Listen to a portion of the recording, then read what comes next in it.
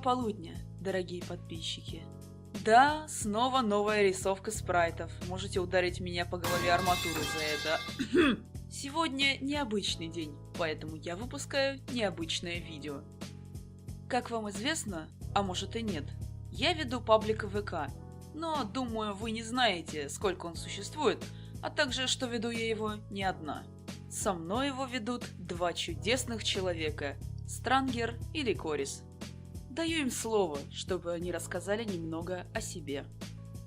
Всем привет! Огромное спасибо Кирпичу за то, что позвал нас сюда.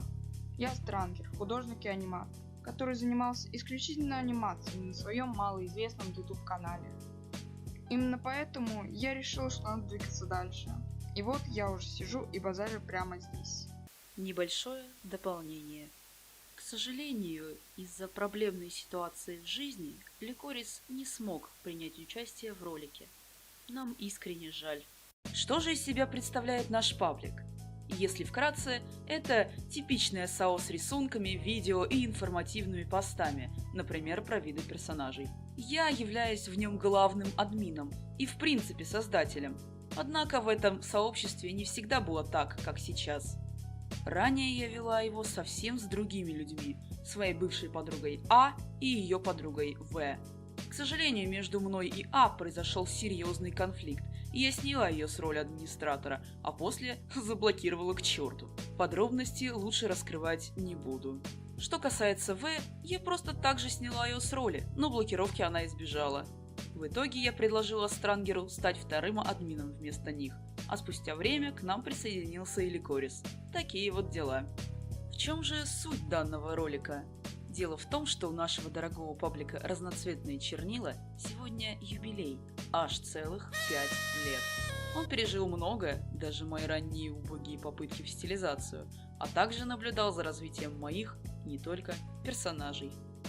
В этом видео мы ответим на вопросы, что вы задавали нам. Их будет не так много, но все равно лучше, чем ничего. Итак, начнем. Первый вопрос. Как появились ваши никнеймы? Ну, мой самый первый никнейм появился довольно спонтанно, как и все в моем творчестве в общем. Мой самый первый серьезный никнейм был образован из моей ИРЛ фамилии и имени моего любимого персонажа из Gravity Falls. Получился ник Венди Котова. С ним я ходила и в пир, и в мир, и в добрые люди. Но позже я поняла, что использовать свою реальную фамилию не мой путь, потому позже ник изменился на Венди Свит. Возможно, много кто из подписчиков вспомнит этот ник, но не утверждаю. Через некоторое время я подсела на ритм Bullet Hell игру Just Shapes and Beats, где придумала своего персонажа Чайли Скэтбрик. Позже сам персонаж стал родоначальником всего рода котокирпичей в моем лоре, а его вид стал для меня полноценным никнеймом. На самом деле мой никнейм появился достаточно нестандартным способом. Я просто взяла имя своего маскота, Странгера. И тогда мой паблик, который когда-то назывался «Склад рисунков», переименовался в «Склад Странгера». И если честно, других никнеймов у меня, к сожалению, никогда и не было. Это, по сути, мой первый и последний. Второй вопрос. Как вы познакомились? Если с Ликорисом все довольно просто, меня с ним познакомил Кирпич, то вот с самим Кирпичом ситуация другая, но более интересная. Наше полноценное знакомство произошло в начале августа 2020 года. Именно тогда я поступала в свою художественную шарагу, которую на данный момент практически окончила. Так вот, тогда я очень любила ролить и постоянно искала все новых и новых ролевиков, чтобы исполнить некоторые из своих идей и, конечно же, развить персонажей. И однажды я в очередной раз пишу пост в свою автоп-группу о том, что ищу нужного кандидата для РП. Внезапно мне в комменты отвечает сам Кирпич, предлагая паролить. Я, естественно, соглашаюсь. Да, конечно, меня уже посетили мысли о том, что меня могут кинуть, как это уже делали предыдущие соролевики. И к моему удивлению, все вышло просто прекрасно. Где-то через полгода я и Кирпич стали коллегами в разноцветных чернилах. А еще через полгода мы вообще встретились в real life. В общем, я очень рада, что сошлась с этим милым и добрым человечком. Как мило. К рассказу Странгера могу добавить, что до нашего знакомства я довольно долго сталкерила ее, потому что она рисовала на уровень лучше меня, к тому же по моему любимому фандому фонда SCP. Постепенно мы сблизились, и теперь я понимаю, что мечта 13-летней меня все же исполнилась. Насчет Ликориса, с ним я познакомилась опять же случайно. Он просто однажды ни с того ни с сего написал мне, надеясь, что я тот самый автор его любимых фанфиков по фонду. Да, снова фонд. Он назвал себя моим фанатом. Мы разговорились, а через какое-то время крепко сдружились. Потом мы также встретились в РЛ, и меня посадили на Еву. В общем, я ни капельки не жалею, что не послал Ликориса тогда, в начале нашего знакомства. Третий вопрос. Каково это – вести группу втроем? Да и почему вы решили начать вести ее вместе? Думаю, ответом на этот вопрос послужит все та же история создания паблика и его ранние годы. Я изначально вела его не одна, а как только произошли разногласия со вторым админом, мне стало как-то одиноко, что ли. Потому я и позвала Странгера как одного из своих самых близких людей, и с тех пор мы и ведем паблик вместе. Ну вообще, лично меня все устраивает. Жаловаться мне не на что и не на кого. Ведь я просто обожаю группу разноцветных чернил и своих товарищей.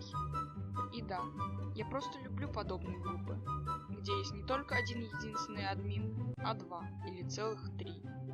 Сама в таких сообществах была, но это самое активное на данный момент. Насчет организационных вопросов. Как и в любой подобной среде с несколькими управляющими, между нами тоже возникали конфликты. Однако они были такими мелочными, что я даже сейчас и не вспомню о них. Я не отрицаю, что иногда могла быть несправедливой, импульсивной и отталкивающей в этом плане. Но мы все еще вместе. Мы едины. Странгер, как вы познакомились с Анафом и чем он вам так сильно полюбился? С Анафом я познакомилась еще в далеком 2015 году, благодаря тогдашним летсплеям. А в самом фандоме я находилась в 2017 и в 2020 по сегодняшний день. На вопрос, чем он мне так сильно полюбился, будет довольно сложно ответить.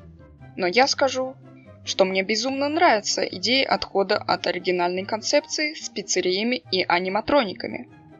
Ведь в Анафе буквально монстры, живые существа, а не какие-то там роботы-киборги-убийцы с искусственным интеллектом. Лично для меня именно этот отход от оригинальной концепции дает больший простор для фантазии. Ах да, хотелось бы предупредить. В этих вопросах, связанных с Анафом, я постараюсь ответить максимально кратенько и информативно. Причина этому то, что я хочу снять видео на свой канал, посвященный этой теме. Но я затрону не только Анаф, а еще кое-что, а именно свою альтернативную вселенную или же переосмысление. Именно об этом я и хочу поговорить ниже. Странгер, расскажете, как у вас зародилась идея с АУ по Анафу? Идея собственного АУ по Анафу у меня зародилась довольно-таки спонтанно. Где-то в начале апреля 2020 года я просто спокойно сидела и пересматривала старые летсплеи. Именно тогда меня начали посещать всякие вопросы, один из которых был «А что, если?». В этот момент я начала делать свои первые наработки и концепты, которые мне уж совсем не нравились. Из-за этого мне пришлось постоянно переписывать сюжет и менять персонажей, особенно главного героя. Так и начался долгий и довольно-таки утомительный путь. От главного героя в виде каноничного яйца, падшего ангела, до самой прописанной главной героини на данный момент. Очаровательной девушки по имени Фиби, за авторством моего любимого художника Подшпая. Странгер, сколько у вас было всего АУ по Анафу? На самом деле, врать не буду. Аушка у меня всегда была только одна. Да, конечно, у меня есть аушки по основному АУ, но я их не буду рассматривать. По крайней мере, прямо сейчас.